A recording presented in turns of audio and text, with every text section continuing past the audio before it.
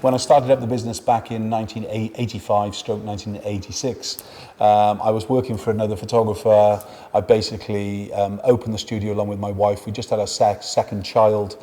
She was actually on maternity leave, so she was looking after the shop in the day. I was, we only had the one car, so I was riding my bike from the photographers down to my studio in the evening to be a photographer there. So the first things I wish I knew, I'm glad I didn't know how tough it was going to be. That's the first thing. It's not easy, okay? Being a business in your own right is not easy no matter what. But if you've got the right passion, if you've got the right energy and you can dedicate X amount of time, and if you've got the right person behind you as well, whether they're man or woman, it doesn't matter, you can succeed, but it takes heart, passion and kind of drive to be able to do that. It's no good sat on your sofa thinking it's okay for them. It needs to be need, greed to succeed is kind of the main thing. So what would be the three things? I suppose the first thing would be is market harder and longer.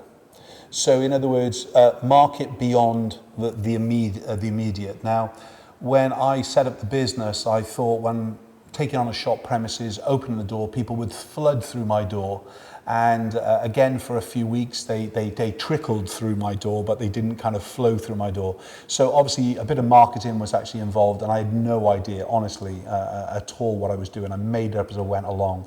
So just the first thing to do is know how you can generate at least 50% of your client for year one. You need to have a plan, a mission to create that kind of task. And it might take a little bit of research for you. It might take a little bit more education. That's some of the things we try and take out of the heartache of running a business within the Xperience group. We try to do that through the Photographer Academy as well at times.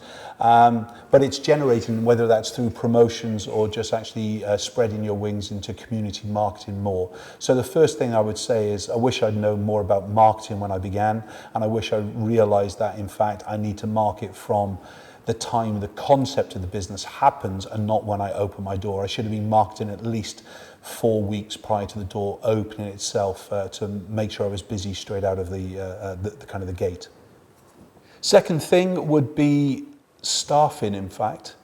Knowing that when you find the right team and you put them around you, that instantly you become a much better person if they're the right team for you.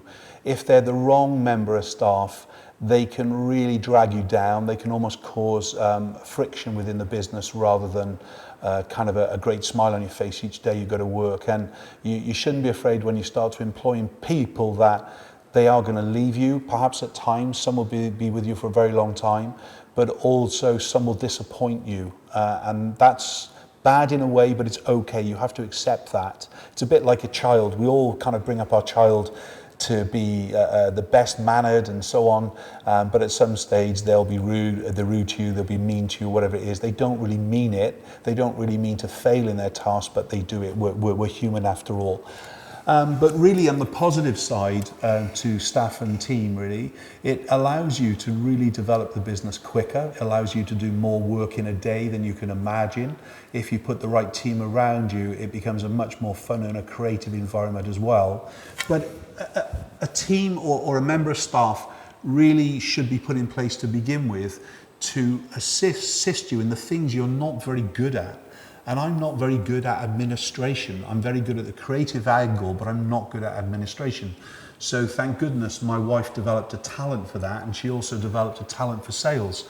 So we were lucky, but Debbie, my wife, was my first member of staff. We had to find a way for her to leave her job to finance her salary that we were going to lose to actually bring her into the business. But in hindsight, that also put us at risk a little bit because there was no extra income coming through. And probably in hindsight, I should have actually looked for an external administrator for Debbie to continue to actually work externally for at least another year before we actually brought her into the business. The third thing I wish I'd known before I began, don't be afraid of other photographers, I think.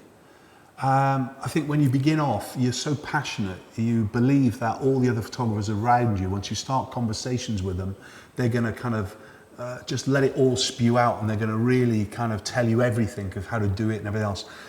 I think when you start to open yourself up to others, they start to open themselves up more. Just going into a community and almost demanding information without you even realizing can kind of come over a bit aggressive or a bit arrogant, and you're expecting them to pass it across. But the reality is they've gone through all the pain, so why should they be giving you everything for free as far as their knowledge and their database is concerned?